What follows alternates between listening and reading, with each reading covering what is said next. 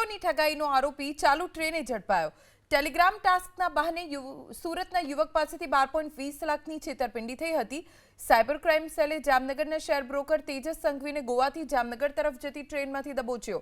આરોપીએ બનાવટી app download કરાવી રોકાણ કરાવ્યું। ઊંચા વળતરની લાલચ આપી કટકે કટકે 12.20 લાખ રૂપિયા પડાવ્યા।